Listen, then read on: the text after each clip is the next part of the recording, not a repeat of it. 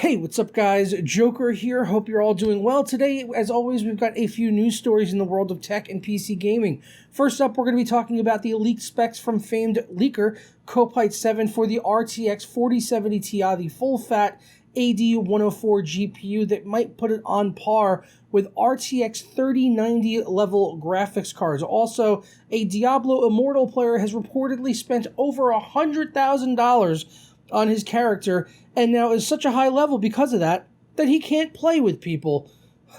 Well, we'll get into that in a moment. Also, this coming weekend, Far Cry 6 is going to be completely free to play, so we'll do a quick mention on that as well after a word from our sponsor. But first, today's video is brought to you by SuperCDK.com, where you could save money on games for all of your favorite platforms, as well as software like Windows 10 Pro licenses for just $22, and then you can unlock the prestigious Dark Mode for Windows 10, which I honestly could not live without. It is blinding without the dark mode. You guys need it in your life. And now you can also save an additional 25% off at checkout by clicking Buy Now on any software products over there. Just go ahead and add it into your cart and put in my code JP25 at checkout and apply, and that'll bring our price from $22.44 all the way down to $16.83, a savings of over $5. And I'll walk you through how to get your key and install it on Windows 10. Go ahead and click Submit Order and complete your checkout from there. For me, that's going to be with PayPal,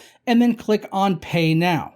After completing the checkout, it'll bring you to your purchased order page, and it will update in a matter of seconds, or just go ahead and hit F5. Go ahead and do that one time. It came through literally immediately. I got the payment email that it had gone through and the delivery of the product exactly at the same time. Once you're done with that, go ahead and click on View Keys and Codes, and we'll get our code right here that we can go ahead and copy and paste in on Windows 10 by hitting the Start button and type in the word Activate. When you see that activation settings or see if Windows is activated, go ahead and click on that, and it'll bring up this right here, and click on Change Your Product Key or Unlock Windows 10. As I already have Windows 10, I obviously don't need to put in a new key, but just paste it in and then go ahead and click Next, and you are all done and set. For more information on SuperCDK.com as well as the coupon code, be sure to check out the links down in the description below.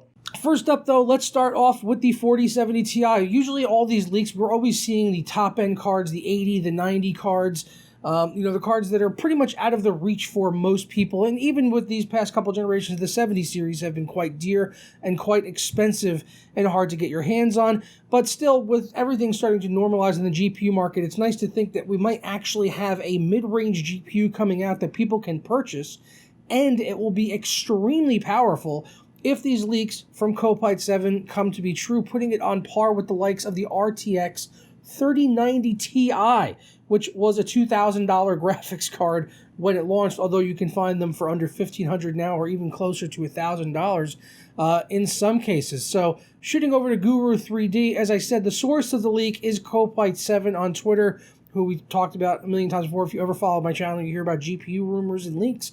Chances are they come from Kopite 7. He's got a really great track record of getting some of this inside information for us. So as I said, this leak from him is concerning the AD104 SKU, which would be the 4070 Ti, not the regular 4070. This would be the full-fat AD104, which he mentions will have a 400-watt power limit, 21 gigabit per second with 12 gigabytes of GDDR6X, and it can easily match the RTX 3090 Ti in terms of performance because of the fact that it's going to have 7,680 CUDA cores, 30 billion transistors, and capable up to 160 ROPS of performance and 48 megabytes of L2 cache. Now, of course, this is not going to have the 24 gigabytes of video memory as the 3090 Ti's. That would drive the price up considerably, but even with the 12 gigabytes on here of GDDR6X running at 21 gigabit per second, we're looking at 192-bit bus, giving it a total maximum bandwidth of 504 gigabytes per second. So as I said, it's not going to have the same bandwidth as the 3090 Ti, but as far as just raw performance is concerned, rasterization performance and all of that, the 4070 Ti is looking like it's going to be an absolute beast of a card, and there's probably only going to be a few situations where you would find yourself limited with that 12 gigabytes.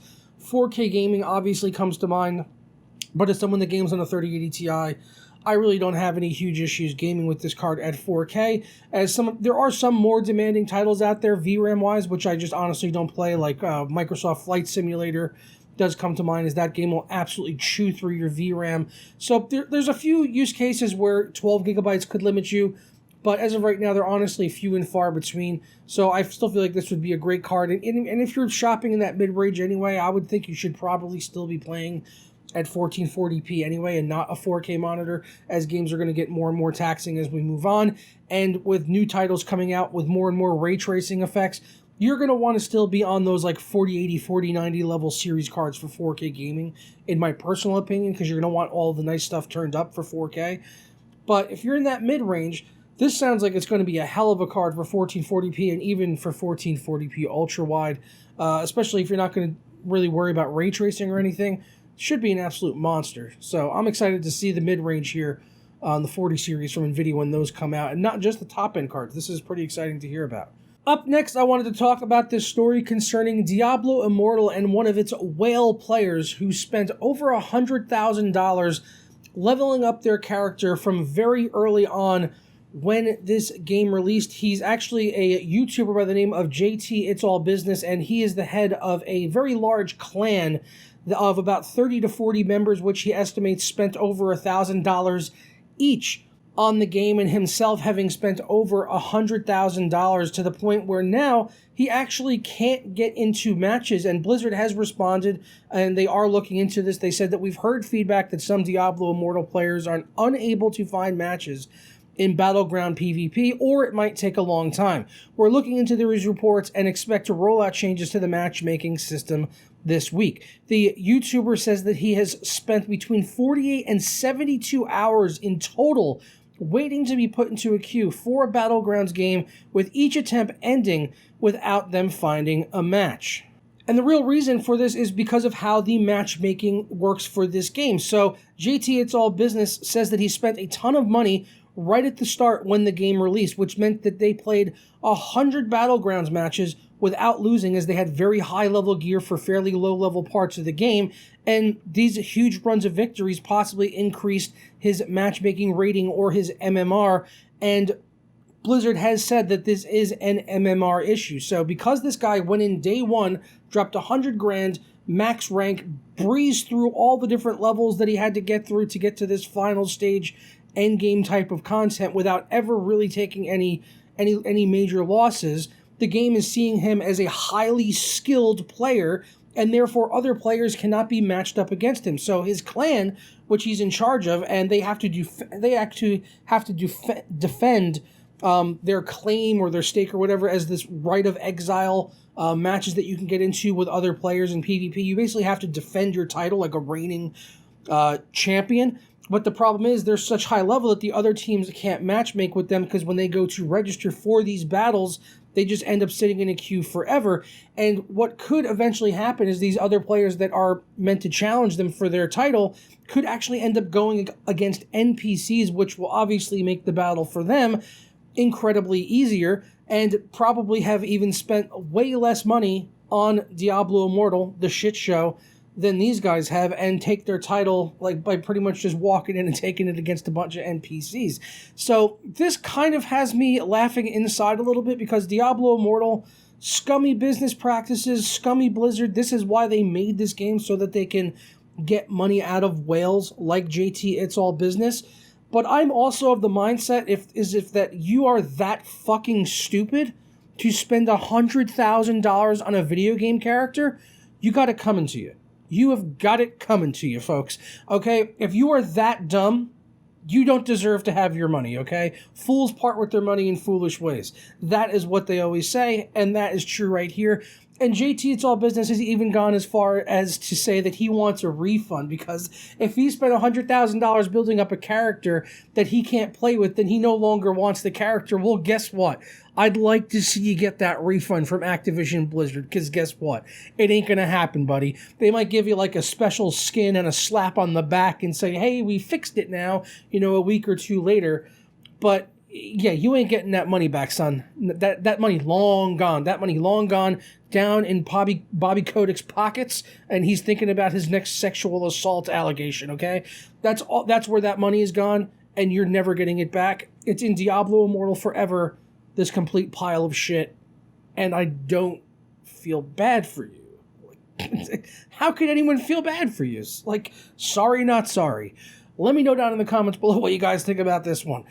Last up, before we get out of here, just a quick mention that on Ubisoft this weekend, Far Cry 6, the latest Far Cry entry, will be free to play from August 4th, so that's tomorrow, through August 7th. So you'll have the whole weekend to play through Far Cry 6, which is a gorgeous looking game. I really haven't played too much of it, though, honestly. I benchmarked it when it first came out, and I had always intended to go back and play it. At some point, what I typically do with open world games, I like to shelf them until I have time to play them, and then I just dive straight in for like a week and don't do really anything else. And at some point, Far Cry 6 will be that game for me. But hey, if you haven't wanted to spend the money on it, this weekend could be that time for you for Far Cry 6. Get on there, cane it, beat it in a few days. I'm sure it's very doable, and never have to pay a darn cent. The game's got ray trace reflections and shadows, AMD FSR, so yeah, lots of really great, nice visuals and everything like that. And it's a Far Cry game, so it's exactly what you're going to expect from a Far Cry game, except there's a little robot dog,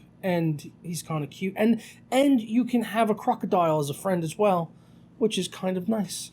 But that's all I've got for you guys. I'm going to go ahead and get out of here. Please let me know your thoughts down in the comments, as I love looking through those and responding to you as always. And I'll catch you next time for another video. Peace.